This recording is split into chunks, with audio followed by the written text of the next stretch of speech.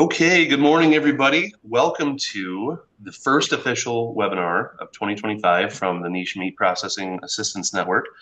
This is your first time with us, and you are unfamiliar with us. We are kind of a half trade group, half extension program who provides technical assistance to a nationwide community of small meat processors, livestock producers, and meat brands. As many of you may have seen, we recently released the Wholesale Meat Guide. It was published online and in hard copy. And in celebration of that release, we're launching two webinars today, being the first of those, to talk about the best practices and share some experiences about the wholesale meat world. So I'm joined by none other than the author of that guide, Kathryn Quanbeck, former NMPAN program manager and current meat salesperson extraordinaire. And then we've also got Tom Richards of Richards Regenerative Beef. So we've got a really cool lineup for everybody today. I'm really excited for this one because I've worked with a lot of small processors and brands recently that are gung-ho going towards wholesale. And after they launch, we talk several months later, and it's always fascinating to hear the lessons learned. The things that I know now after doing this for 6 months. So we're going to learn about that today. And just a couple of housekeeping things. If you have questions, please throw those in the chat. I'll be very happy to facilitate those throughout. Or at the end, we're also going to have a Q&A part. So feel free. And just a quick, just to understand who's in the room with us today. If you don't mind, throw in the chat if you are a meat processor, a small meat brand, or a livestock producer. Primarily, you may be all three, but whatever your primary revenue stream is, throw that in the chat if you don't mind.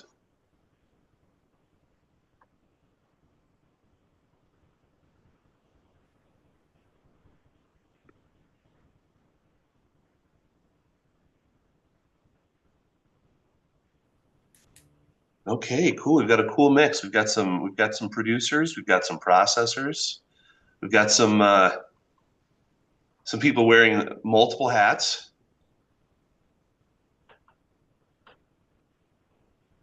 Daryl Griggs up in Alaska. I want to see your plant, mister.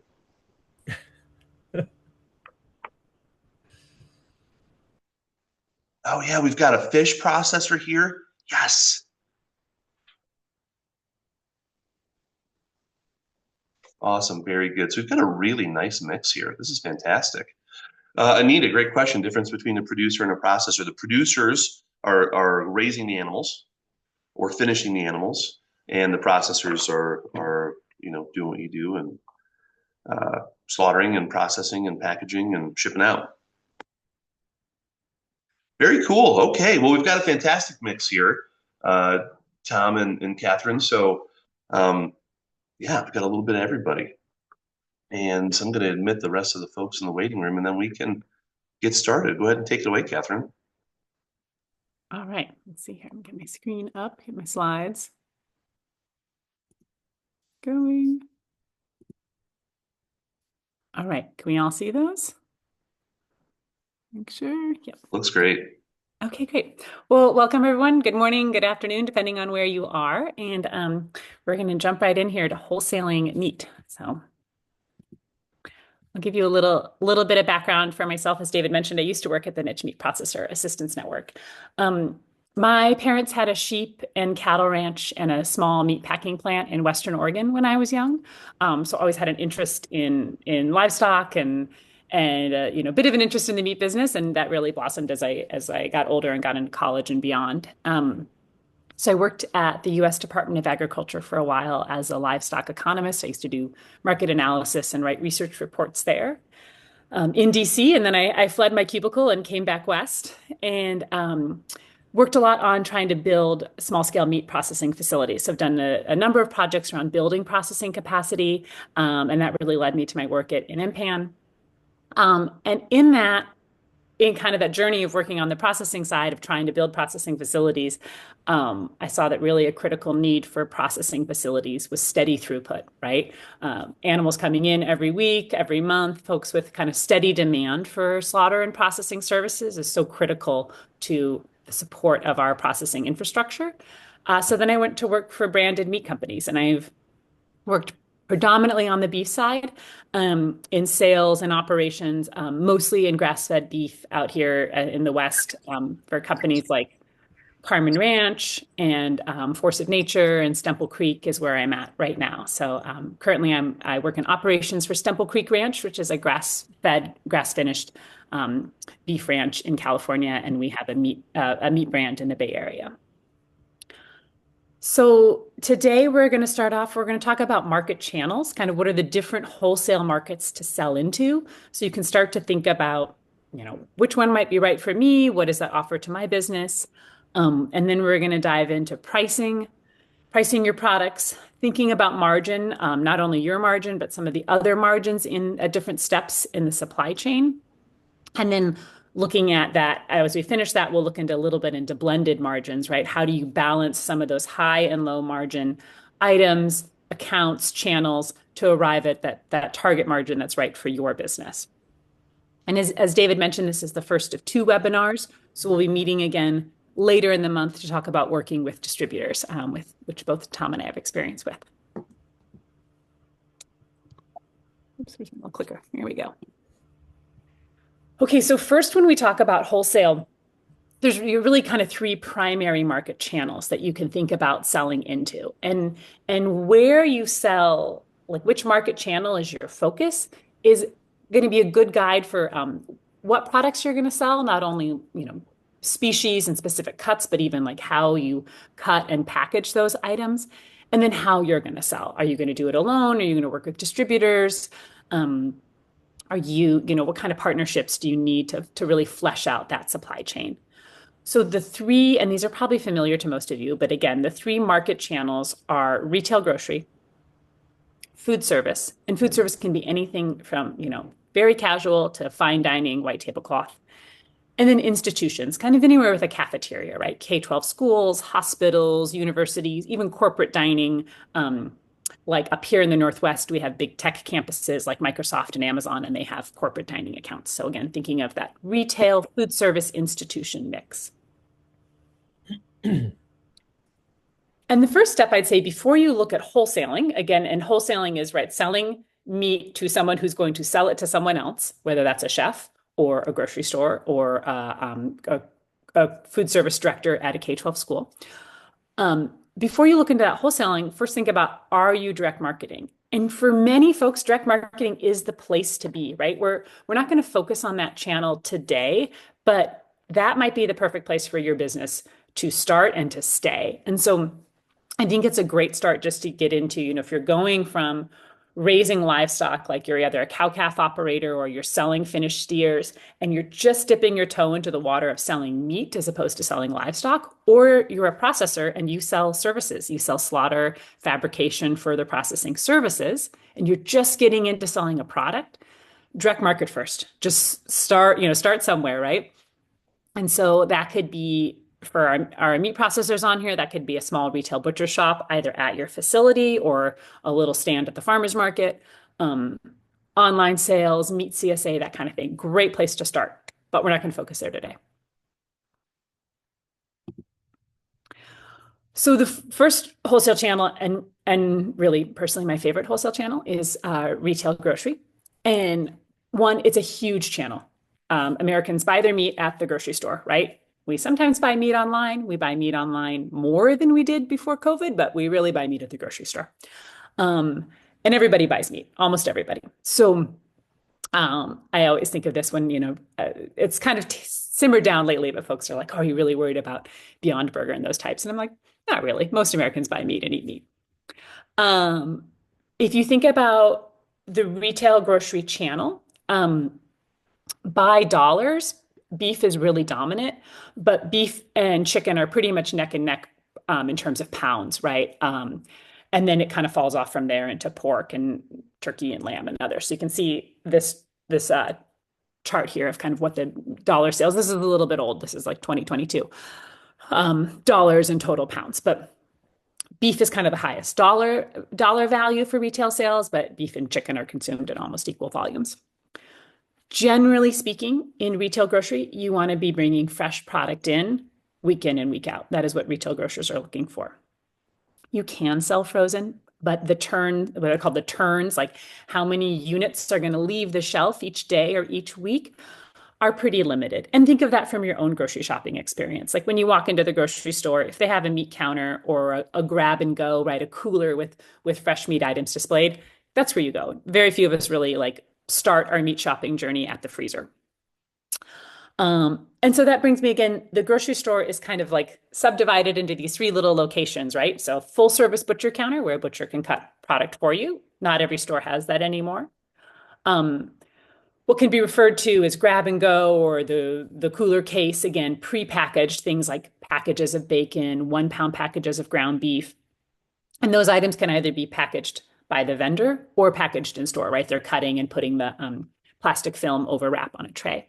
And then the freezer. Packaging really matters in the grocery store. So again, that'll kind of guide you in that, like, where's the right spot for me, your access to high quality packaging. And we'll put a note here, we'll dive into this later, but beware the fees in selling to retail grocers. You can get nickeled and dimed on fees from the retail chain and from the distributor too, so selling into those accounts. So just something to think about as you're launching into this channel. Independently operated stores that you are servicing yourself, you're bringing the product them yourself, very little. But as you get more kind of corporatized, there's more fees associated with a lot of things. So we'll dive into some of those. Next common wholesale channel and a place where a lot of people start is food service, right? So selling into restaurants. And I see a lot of meat brands that kind of first think about taking that leap from direct marketing to wholesale because a restaurant is interested in their product. So these can be great accounts. We're again kind of starting to dip your toe into wholesale. You don't have to be there week in and week out, especially at a local level. Many chefs will put you on the menu for, a few weeks or a few months, and then you can step back out again of that wholesale sales if you're not doing year-round production. But I often recommend it's not a great place to stay. And so restaurants are a little bit higher risk accounts in terms of getting paid or the business going out of business and you're just left holding the bag. They're high touch. They tend to need a lot of frequent deliveries, smaller deliveries. So again, you can really burn through your margin if you're delivering, a case of product, like a case of ribeyes on Monday, Wednesday, and Friday versus a grocery store where you did one drop off at the beginning of the week and you sold 500 pounds, right? So again, thinking of those accounts, you're going to want to charge accordingly on your margin side, which we'll dive into, to account for some of that risk and just cost of doing business.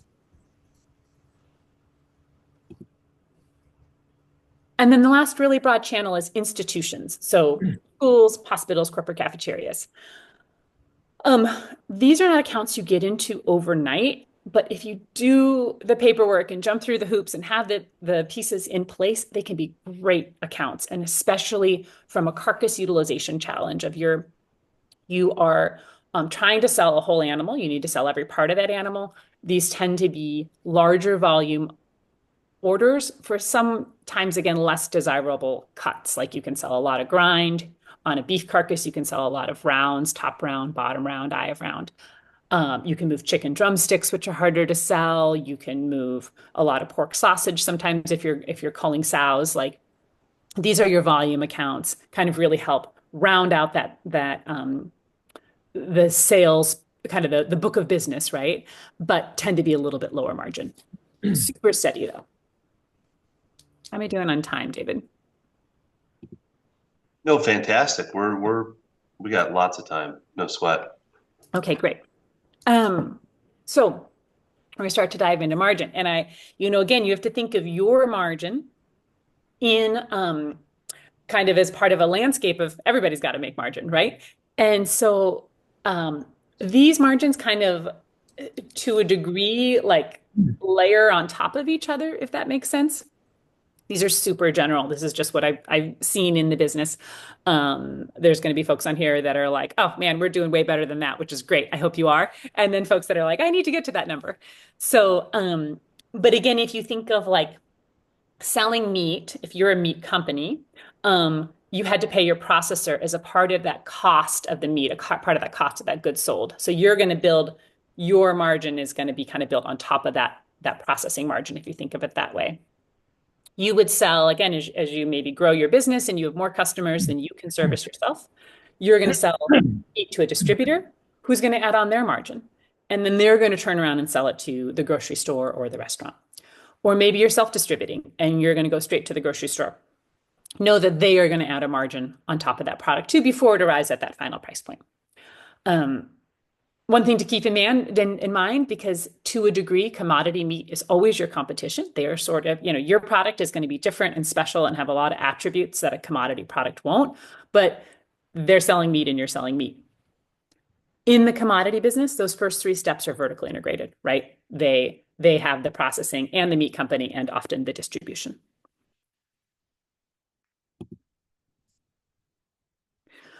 So these are just kind of some average margins to think about. Like when you sell to a retail grocer, they are going to add a 30 to 40% margin for fresh products on top of that. So thinking about kind of what your shelf price is going to be, and we're going to talk about setting your own pricing and margin, but you need to set your price where you can make money. But at the end of the day, if you're on the shelf and your top sirloin is $29.99 and you are right next to another top sirloin that is $11.99, you're not going to go very far. So thinking of those, I always, especially if you're starting in retail grocery, go into the grocery store that you want to sell to and look at those retail prices and just get a sense, go in with your clipboard and write them down, right?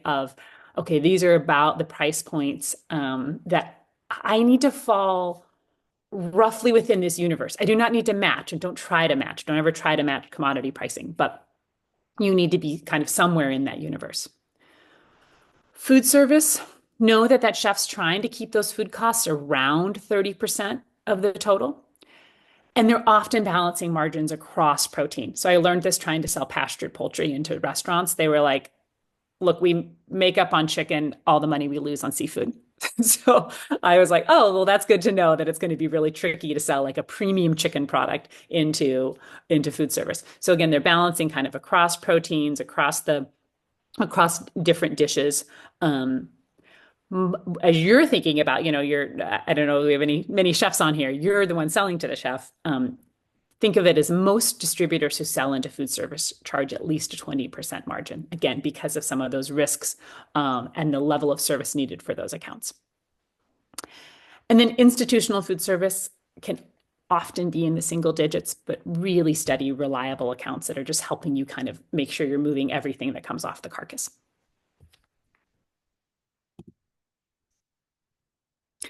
So how do you pick, right? If you're totally new to wholesale, the world is wide open, where would you start? There's no one right answer, but I will say I'll cut to the end of Tom and I will both tell you that probably retail grocery is a really great place to start, especially for a full carcass program, whether you are raising livestock and selling those animals or you are a processor buying animals on the rail from a local producer. Retail grocery can be a great place to really get that mix of sales you need. But again, think about the volume and cadence. How many animals are you going to process and when? So I wouldn't go try to sell into a 20-store grocery chain if I'm going to process, 30 head of beef this year. And I'm only going to do it seasonally. What's your processing capabilities? Again, as you get into those more kind of like premium market channels, they demand pretty high quality processing and packaging. And so thinking about just kind of what's realistic, what's in your region, where can you go for processing, pricing and margin, that blend across the different accounts, what your cash flow needs are. Institutional accounts can be a little bit more slow to pay. Retailers can run, generally they run 14 to 30 days. Restaurants can be longer. So if you need to turn cash more quickly, I would, kind of control that restaurant segment of your sales budget, and then your tolerance for risk too, which all feeds into all of these. Hey, Kathryn, could I ask a quick question? Yeah. And this goes out to Tom as well. Just curious what you've seen out on the market, whether it's a branded wholesale program for full service butcher counters, or if it's a fresh retail cut program. What are you seeing as far as shelf life requirements for beef out there? Yeah. So generally speaking, selling into retail grocer, they are going to want at the absolute bare minimum 2 weeks on subprimals. So you would be able to need to put 14 days on them, which really needs you probably need 21 coming from the plant because you need a minute to get it into your warehouse, inventory. Um, they send in their orders, you pick the orders, and then you go and distribute that product out. But shelf life can be so critical to the success of your business if you can get into longer and longer shelf lives. So I've worked for beef companies where we've hovered right around that 21 days, kind of on average. Now, again, your middle meats usually can go a little bit longer. And it can be a bit of a hamster wheel because you're like, this product's in and I got to turn it super fast.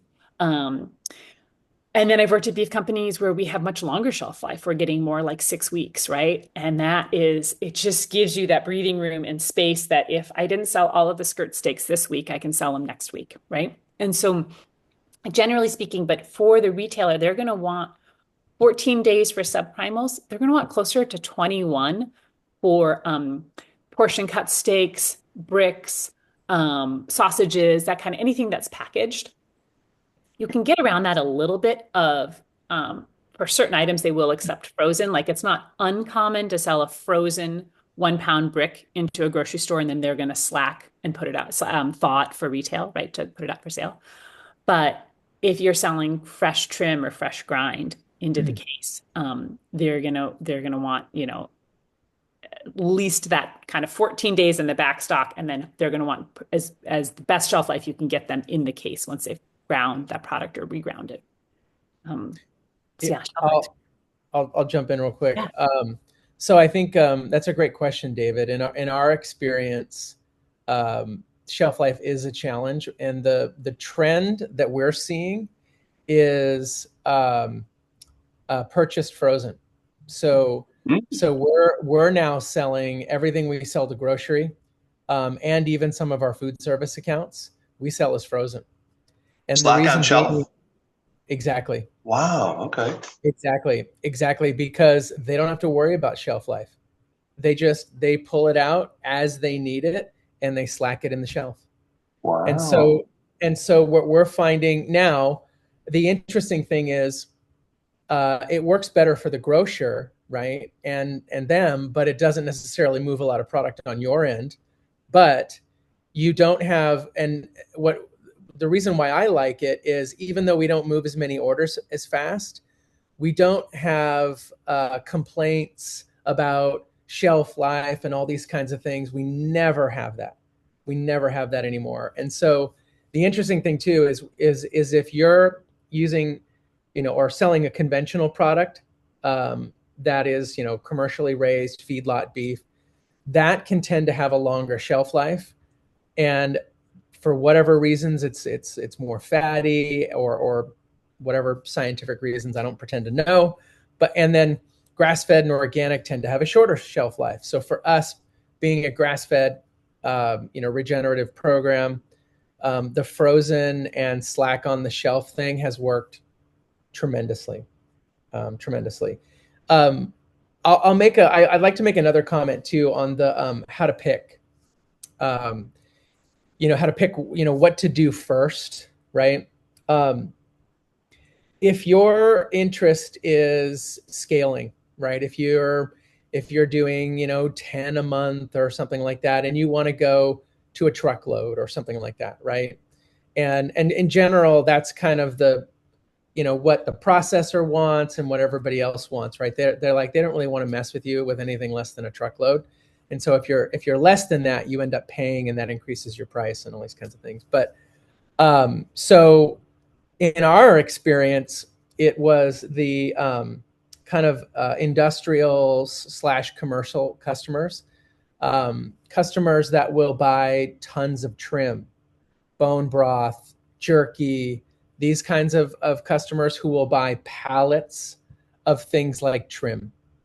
And so what's interesting about that can help you scale your things like grinds and trims and things like that. And then if you have a really good reputation and you can move the prime cuts, right, like your fillets and all those kinds of things, easily via restaurants and things like that, the trick is to find the ability to move massive amounts of grinds. So it's kind of like if you're trying to do a whole animal utilization program, which that's how a lot of us start, right? As ranchers that are moving into selling beef. It's kind of like you need a two-pronged approach. You kind of got to have somebody who can help you move volume, and then you have a place for your high-end stuff. And that's we learned the hard way how to do that. But my opinion is you kind of need a two-pronged approach when you're looking to scale and picking your targets. Yeah, that's a great point. And I think of that as, and it's funny, we'll probably talk about this in the distributor webinar, but in some ways that's often the distributor, like selling a lot of trim or a lot of grind to a distributor who then is going to push that out to, 50 different food service accounts. But you can't manage 50 food service accounts, but they can. Or like you said, Tom, and I should have put that in there. I didn't even think of that as a whole sales category, but you're absolutely right. Kind of these like business to business sales where you're going to sell. I think we've actually both sold grass-fed beef bones to the same bone broth purveyor, Yep. yeah, it's kind of this B2B of we sold them bones to make bone broth, but it's not really like they're not out there reselling our product or marketing it as being from us. They just market it as, local grass-fed, that kind of thing. So Mm-hmm. that B2B sales. Yeah, it's what we just refer to that as white label. Yes. The other white label, here's the other thing that will help your margin too, is your offal. So, a lot of times, when you're starting, you don't know what to do with that. And so you kind of leave it at the processor. And that includes bones and hearts and livers and all these kinds of things. Really carefully look at that because the margin on the offal can be way better than the margin on the meat. Basically, you can have 50% margins on certain things like bones or even more on certain organs. So think about things like bone broth, jerky, even tallow. Tallow is something really big right now. It basically takes your suet and all your fat and makes that a valuable product. And that margin that you can get on those products will help pad the rest of your whole animal utilization. Yeah. So like, it's a dance of looking at all of this together and seeing, what are the puts and takes, a high margin on this product and a low margin on that. And how does it balance? Yeah. Well, let's jump to that because I've got a little bit in here on that kind of blended margin. Exactly. You can make a 50% margin on your beef liver, but you might be at 10% on the strip loin. The strip loin has fallen out of favor for some reason now. Nobody likes let's bring the New York strip back. Nobody likes them anymore. That's my campaign. Isn't it? It's the weirdest thing, I isn't just it? want to rename it so I can sell it. I grew up on New York's and I don't know what happened. Yeah. They're not cool anymore. Um, okay. So thinking again, if you're a livestock producer, but even to a degree, if you are a meat processor, the starting point in this business is the carcass. So transitioning out of your livestock business and into your meat business. And I hope that those are two separate entities for tax and liability purposes. And so that transition point from your livestock business into your meat business is the carcass. You have to know the cost of production for your live animal if you're a producer. There's lots of resources out there on the web. I put up one about like how much meat to expect from a carcass so you get a sense of, how many pounds am I going to get and of which cut. But that cost of production for a live animal is critical for our producers that are on here. So this is what's going to take you then from your carcass into your meat cost. What is the meat cost? And the number that we gets thrown around a lot in anybody's meat business is your cost of goods sold, right? And so that does not include your office and overhead. That doesn't include the payment on your pickup truck. That is not your sales team or your accountant. This is just the product. So what did you pay for that carcass? What did you pay for the processing fees to turn that carcass into boxed beef or boxed pork? And anything really just kind of directly attributed to that product. And that average cost, and this is where, and Tom and I are talking about this in preparation, some of this is an art and some of it's a science. And your cost of live production is a science. You're going to add up all the numbers of what it took you to produce that animal and how much it cost. This meat cost of how you attribute cost, you're going to have a true cost, what you paid for that carcass. But then how you kind of apply that cost to different parts, the tenderloin is worth more than the brisket. And so how you're going to apply that is a little bit of an art, but it needs to, at the end of the day, kind of add back up to cover your cost of production, your overhead, and your margin. So we'll use an example. So again, my carcass, let's go back to that for 1 second. My carcass cost me $3.75 on the rail. It's actually like a tiny bit low on the West Coast right now for grass-fed, but around there, let's say, maybe nationwide, that's a good average. When it was all said and done, I turned that carcass into fabricated cuts. My meat cost on average is $4.67 a pound. So I could take that and just apply it universally. My tenderloins cost $4.67, and so did my bottom rounds. But that's not a very strategic way to price your products. So I'm going to say my briskets are worth a little bit more than my trim. So I'm going to price my briskets at 5 as my cost for them. My target gross margin for my meat company is 20%. So there's my price. I'm going to go out and wholesale a brisket at $6.25 a pound.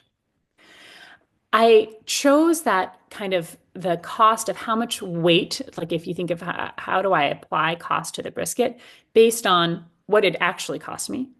How good am I at selling briskets? If I'm in Texas and can sell briskets all day long, I might bump that up a little bit. And then the market pricing, just kind of looking around at like, what's some of my competition out there in the marketplace will help you kind of bump this up and down. You again shouldn't be looking at wholesale commodity beef prices to match that pricing, but I do use this resource a lot, the wholesale beef pricing. It's from the Beef Checkoff Fund to get a sense of the relative value, right? What is a top sirloin worth relative to a strip loin? How does the market price those items? Then, as we talked earlier about, everybody's got to make money in this. So I'm going to take that wholesale price, that brisket, I'm going to sell it at $6.25. I sold it to my distributor. They're going to add 20 cents a pound to deliver it to the grocery store account. So the retailer received that brisket at $6.45 a pound. They're going to add their 40% margin to sell it. And it's going to be out on the shelf at $10.75. So then you kind of just gut check, right? Like you go into the grocery store, and again, if your $10.75 brisket is sitting next to one that's $3.99, that's a tough sell. But if your $10.75 for local grass-fed and the grain-fed commodity product is on the shelf next to you at $8, like, okay, we're in the ballpark. We can work with this. So where can you adjust up and down? Like maybe those briskets, this is what, let's see if I already have a slide on this, on that blended margin. Nope, this is my last one.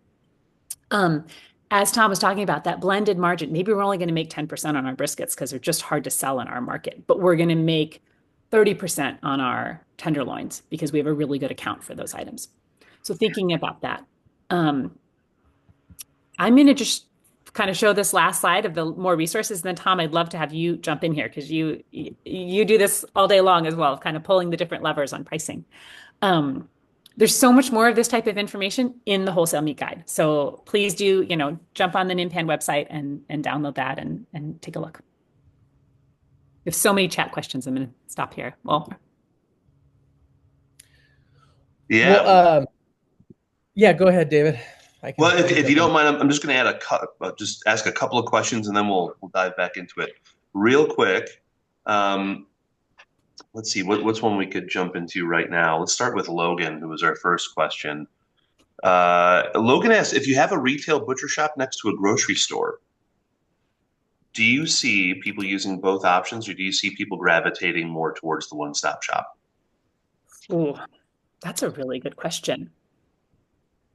Trying to think. Tom, do you have accounts, grocery accounts where they're close to a butcher shop?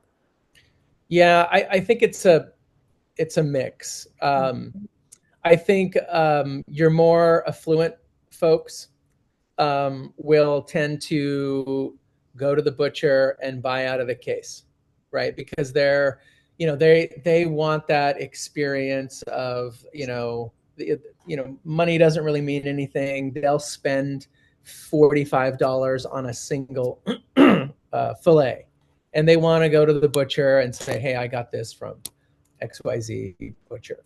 I think in your middle to lower end markets, it's convenience. People are busy, they're tired, they're shopping before going home after work or whatever. So there's a big convenience factor. So the grab and go is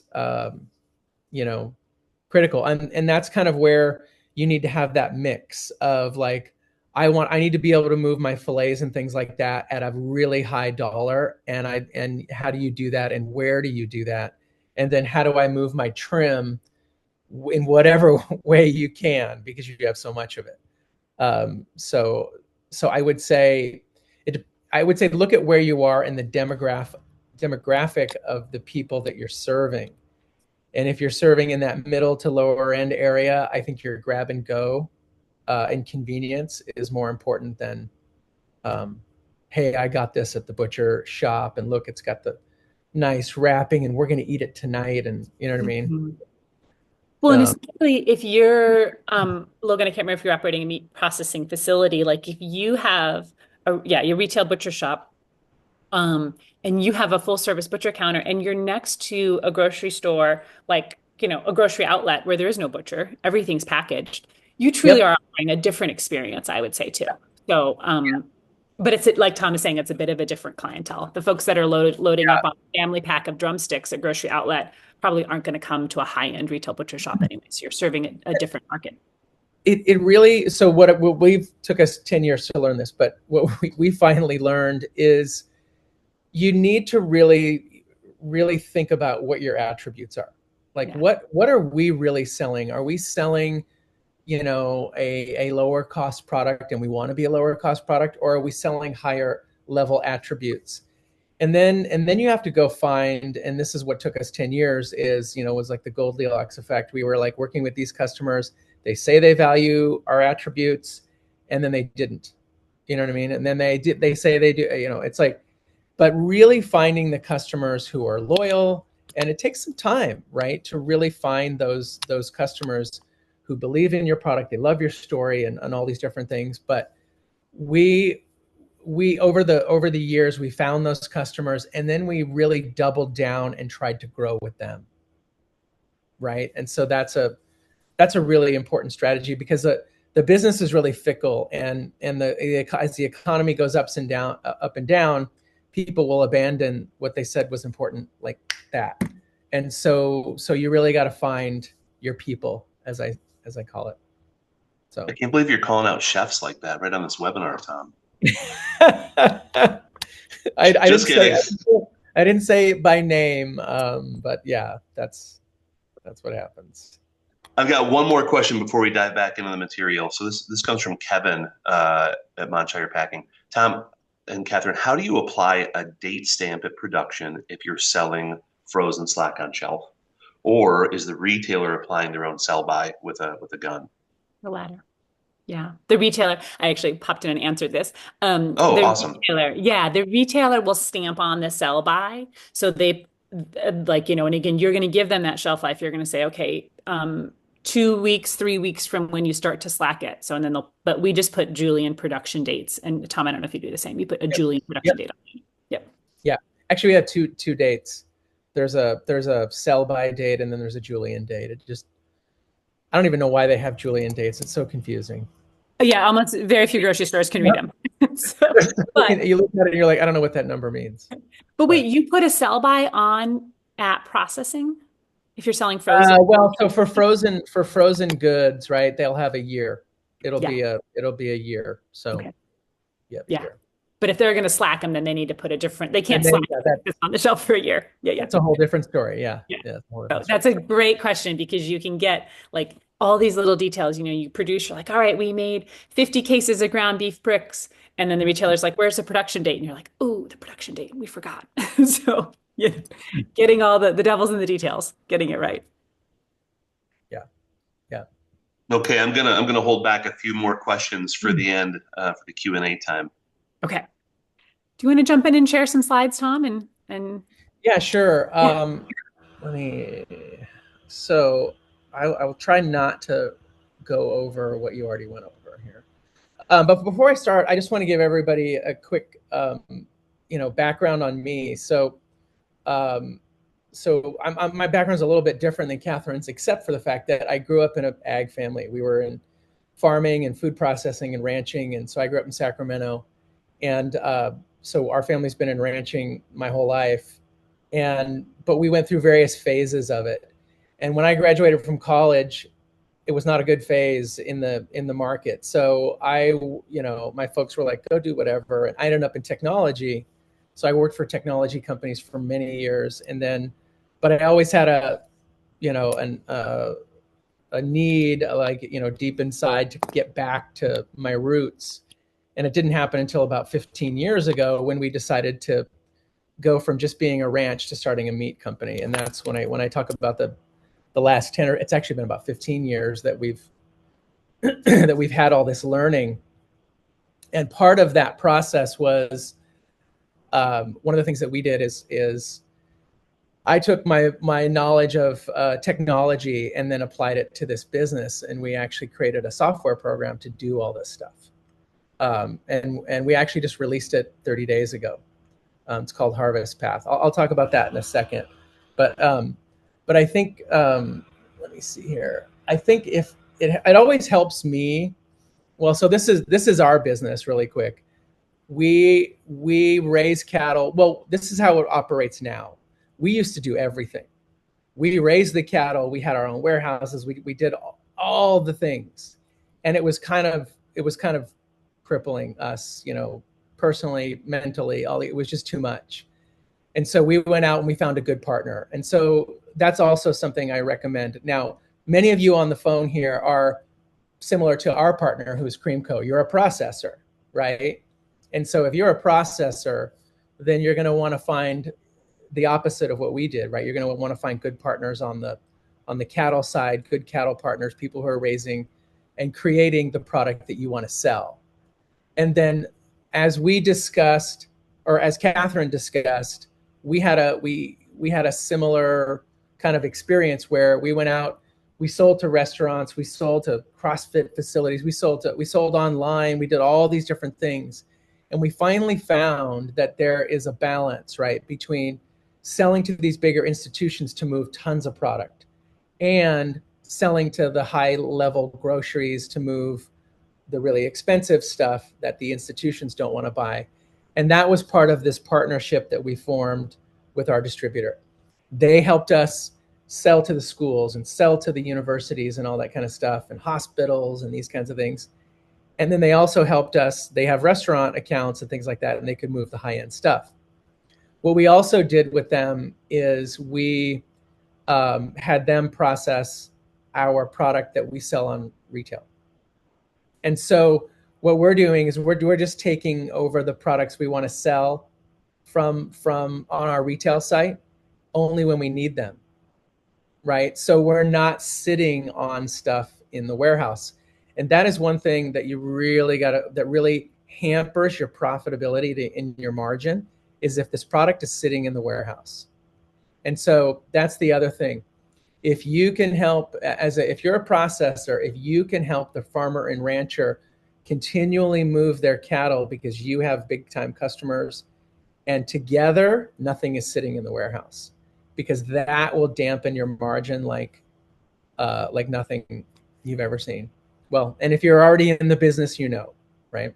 So this is kind of the model that we drove with them. And then this is the process, right? Of what are all these things that are happening, right? And I think everybody on this call knows this, right? You have your soil, your cattle, the animal side, and then you've got your beef and your carcass, and then you got to decide what to do. You got to move it and store it. So this is kind of the supply chain model. How that breaks down into all the people who want pieces of the pie, right?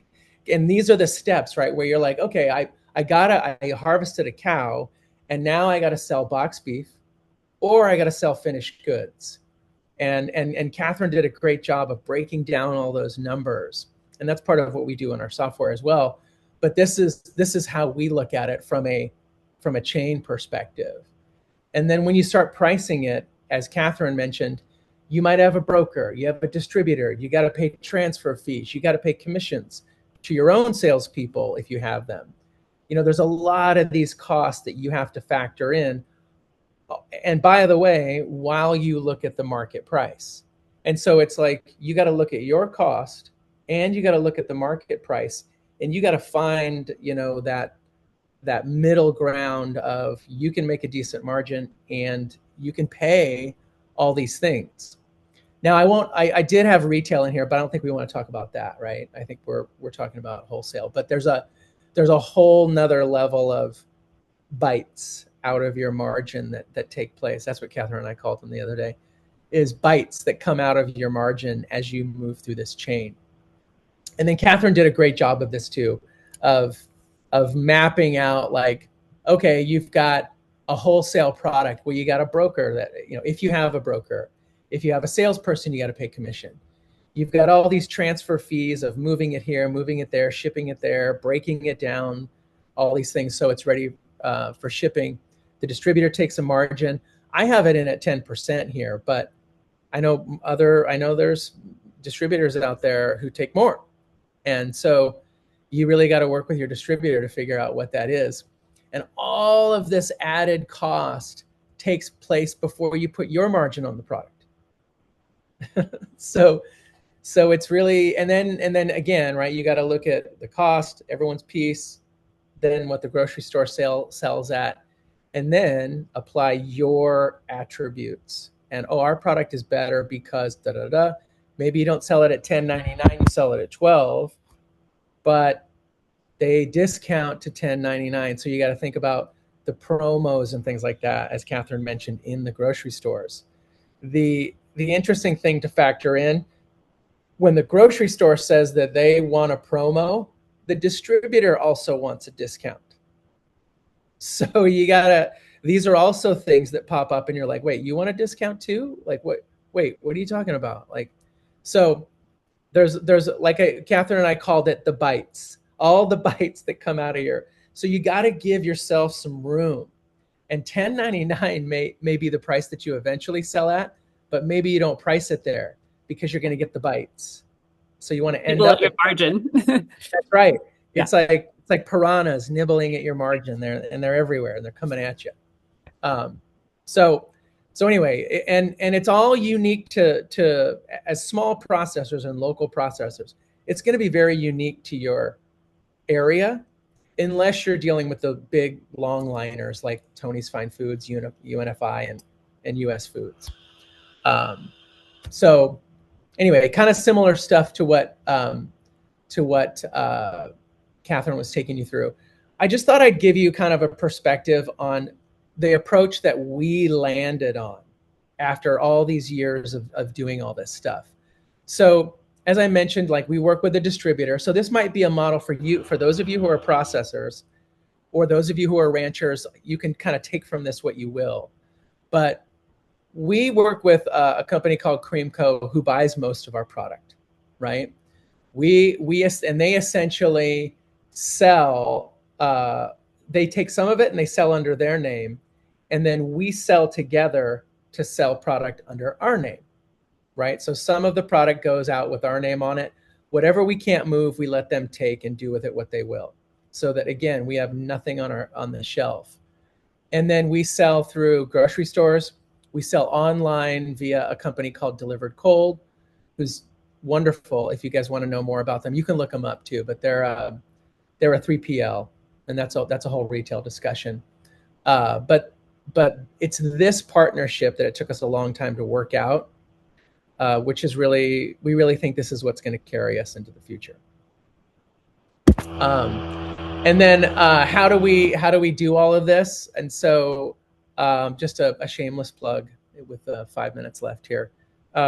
We did launch a software program. It's called Harvest Path, and it does this entire. So it basically does this entire process. It manages the animal, manages the harvest, all the cost breakdown, and then into distribution and inventory and all these kinds of things, so that you can see what your yields are, what your margin is, what your price per pound is. You can also track all of your inventory. And at the end of the day, what you can get out of this is these kinds of reports where you're like, okay, here's all my products, and here's all the case weight, and here's my costs, and here's my price that I sold it for, and here's the margin value, and here's the margin percent. I can see the products that I'm losing on. I can see the products that I'm not getting enough margin on, and all these kinds of things. So we designed this software to manage this entire process, from dirt to dinner, as we call it. So it's harvestpath.ai, and there endeth the shameless plug.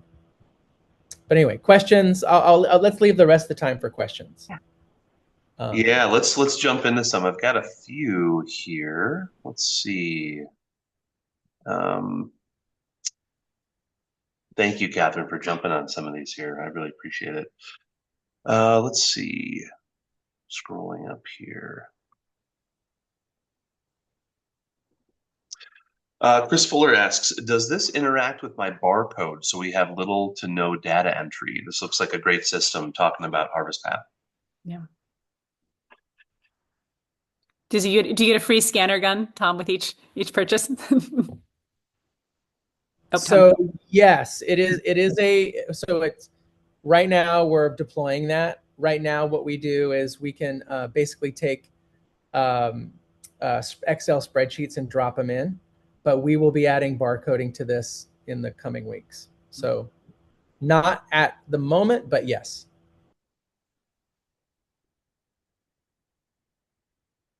One thing I wanted to mention about cost and identifying costs, early on, Kathryn, I really liked your table where you were talking about kind of spreading the costs up and then pulling different levers, manipulating some cuts so that they subsidize some lower cuts so that you can have that, aggregate margin that you're looking for. I work with so many small processors and producers and brands that try to apply a maximum margin to every cut.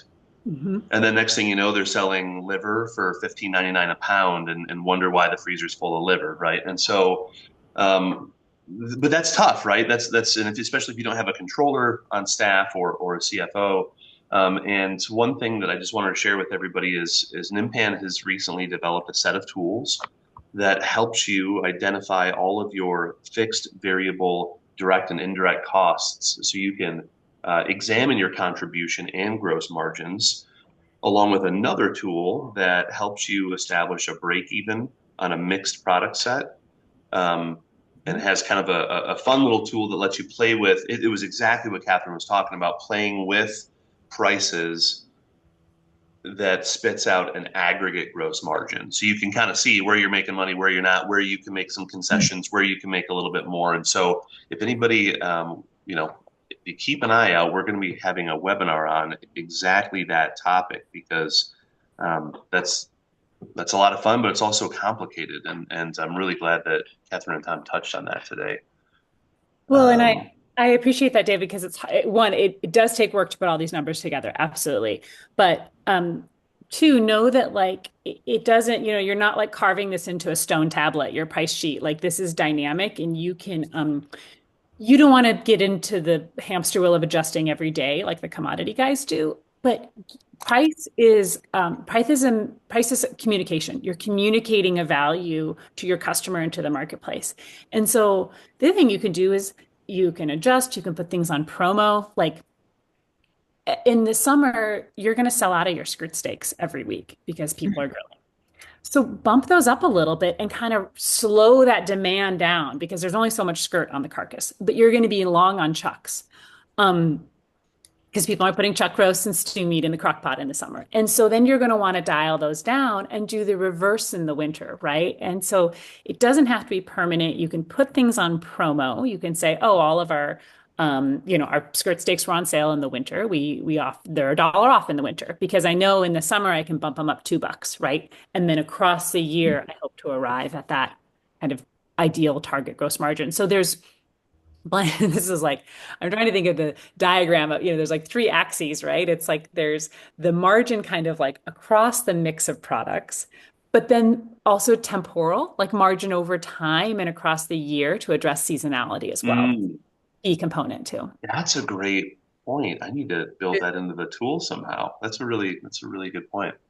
Yeah. Yeah, I agree, Kathryn. It's a you have to look across the whole thing. To your point, right? Products are seasonal, and then the age. You factor in the seasonality, and then you factor in age, like if it's been sitting in your warehouse, and that's just a declining, value. So the quicker you can figure out the right price and adjust to all these things, the faster you get that out of the freezer. Yes, absolutely. Yeah, I could hang Yeah. on to my skirt steaks all winter and save them for the summer, but now I've paid to store them for like 6 months. So maybe I should just sold them for $1 off in the winter, right? Yep. Yep. And yeah, and that's where this tool comes into handy, right? Where you can see, here's what I'm making or not. The most important thing that we found, right, when we built this thing, or we built it over 10 years, is is where we were losing money, Yes. right? And that was the most important thing. We're like, right? Okay, we got to fix this. We got to fix this. And then all of a sudden, we're making all this money here. Like, we got to move. Like, that stuff's blowing out. We got to, like you said, we got to raise the price there, and we got to come and then you adjust. And so, yeah, it's a constant kind of tweaking and Yeah, adjustment process. Catherine and Tom, do you guys have a hard stop in 1 minute, or do we have an extra 5 for a couple more questions? I got extra Yeah, time. yeah, Okay, yeah. great.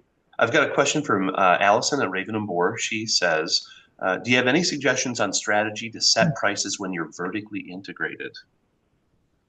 Ooh, that sounds like a dream to be vertically integrated. I'm like, I want the processing plant and the ranch and the distribution. But I have, Tom, maybe you've had more experience with this than I have.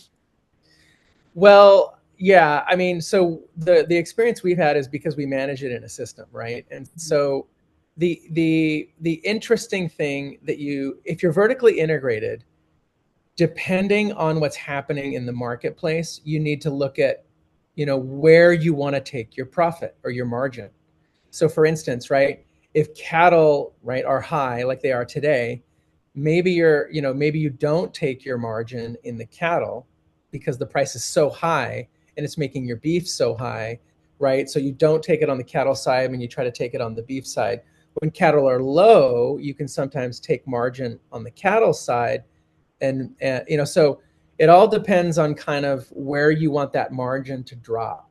And so we've kind of set things up where you can take the margin at the cattle, you can take it at carcass, you can take it at box beef or at finished goods, wherever you want. And so really that's also part of this whole pricing, mind bend is there's so many inputs, right? And what that does to your margin on one end of the spectrum may not work. And so that's where it's nice to be able to kind of slide that scale back and forth. So yeah, when you're vertically integrated, or I guess, is that vertically or horizontally or whatever, but when you're integrated across the board, I mean, this is what the big guys do, right? Corn is cheap, and so they're feeding they look at all those different inputs, and actually, it takes time and a few seasons to see what that does. But that's the way we've looked at it. And when you're looking at it across products too, I would say, and Tom, you talked a little bit about, like I think both of us fully agree. Your first loss is your best loss. Like, don't let stuff stack up in the freezer. Of again, being competitive on those higher volume items, right? So Mhm. being competitive on your grind because trim will build in the freezer faster than versus like, yeah, my hangers aren't really competitively priced, but it doesn't really matter because there's like what 2 pounds per animal. So Here's the other thing. Here's the other thing we've learned in the last, I think this is really important too, is that grind is what people buy the most, right? It is the most purchased product because you can use it in everything, chili, pasta, whatever, right? And it is also the most voluminous product that you get. And so if you figure out a decent margin or a good margin on your grind, it can help you price your ribeyes, yes. right? And so that's this whole carcass or this whole of whatever, if you're a processor and you're just buying box beef, it's a little easier, right? Because you're just like, I know what my fixed cost was to acquire that beef. And now I'm going to add my processing and I'm going to sell it. And so that's not quite as hard. If you're looking at this whole carcass utilization thing, it gets a little tricky. But we've found lately, especially in this market, that grinds are it's where you're going to make your money right now because everybody is buying that and fewer people are buying steaks. And it helps you lower your margin on your steaks. Yeah, that's a One, great. sorry, Kathryn. No, go ahead, David. I just want to stick my 2 cents out there as someone who's managed a bunch of processing plants that were in vertically integrated meat businesses. And this is kind of off topic a little bit, but I would say to Allison and anybody else that is vertically integrated or thinking about doing that, absolutely separate all of your business units into separate classes. Have your separate P&Ls, and don't force one to take a huge hit and make no margin or a negative margin to float the other parts of the business. And I've had that so many times where the farm or the meat brand just completely hamstring the plant where they've got a negative margin and it's always going to be a loser to make the P&Ls of the other parts of the enterprise work. So, respect the margin all the way across and be realistic about what it really truly costs all the way through your chain. And also, this is a famous quote that I say to people all the time that came from Kathryn Quanbeck. The freezer is not a sale. And do not, if you have a meat plant and have a giant freezer, do not consider that to be a comfort. Imagine that freezer has, because the thing is the moment you put something into a freezer, it's got a value. And every day that it's in there, that value lessens because there's inventory carrying cost. Even though you feel like you put it on ice and, oh, we'll sell it later, next thing you know, you've got 125 pallets in your freezer and nowhere for it to go. And you're selling everything for pennies on the dollar. So clearly, I feel passionately about this. Uh, I and have to give full credit to Stacy Davies at Country Natural Beef who told me that, and I like diligently wrote it down. Like, God, he's right. The freezer's not a sale. It does not count. You did not sell it when you put it in the freezer. It might be out of your sight, but it's not off the It's P&L. looming in the background. Yeah. The best Yeah. is when you put it in the freezer and then still put it on sale to get rid of it. And you're like, gosh, I should have sold those 4 pallets of top round for $6 last year instead of keeping them to sell them for $6. Yeah. Yeah. Mhm. Yeah. It's, that's our 10 years or whatever of doing this and making those mistakes, right? Yes, yes, absolutely. I've got one last question. If anybody else wants to post one or ask one live real quick, go ahead and get that loaded up. I've got one quick question from Arthur Landry. He asks, is the offal market the same for beef, sheep, pork, and poultry? Do you see that? I know we're mostly beef people in this particular, webinar, but does your gut say anything?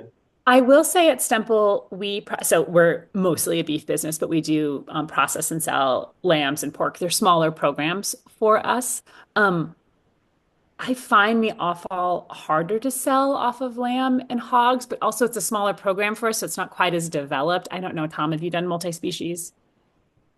Like Uh, we don't put the same effort into it as well, so that's maybe why it's harder to sell. yeah. What I've found is that beef offal is like you can move it easy. Mhm. If you're talking about pigs or lamb, I'd say right now the market isn't too great for it. I would say you're better off like dog food and like dog food companies. It may not sound sexy, but it's product at a good margin that you can move that otherwise you give up to the processor. So yeah, I would say there's so many avenues for beef offal. You know, like what we were talking about before, broth and tallow and just the bones and like all this stuff. Um, the pork or pig market, I haven't seen that yet. But so in the short term, it may develop. I mean, lard, right, is another, you could sell a high quality lard, but I'm not seeing that as much as I am with tallow. But yeah, I mean, that would be my short term, my suggestion, and it might be one of those things that I change my mind on. But right now, that's what I'm seeing. Okay, fantastic. Well, this has been fun. This is the Selling perfect. meat is a great time. I highly recommend it to everybody. You should sell meat. And this is a really good lineup. I've learned a lot today from both you and the folks in the audience. And I posted the link in the chat for the wholesale meat guide that Kathryn wrote, and I'll post it again just in case anybody missed it. And we're going to see these two again in 2 weeks on the 25th. We're going to be having the part 2 of this series where we're talking about working with distributors. Dun, dun, dun. All the good, the bad, and the ugly. I'll plug right away that I love working with distributors. They provide a service that you can structure the business accordingly, so everybody's clear. But there's a ton of benefit. So I'm excited to talk about that. So true. So that'll be on the Friday the 25th, same time, same place. Please do register for that. You can do that on our website at this link that's in the chat right now. You'll see the registration for that. And until then, please do shoot me an email if you have any questions. Like I mentioned, we're going to have another webinar after this series that's talking about product costing and the cost of production in the plant. Yeah, download the wholesale guide, fire questions away to our emails, and we'll look forward to seeing everybody in 2 weeks. Tom, Kathryn, thank you so much for putting this together. It's a pleasure as always. And yeah, looking forward to seeing you in a couple weeks. Thank you, everyone. All right. Thank you.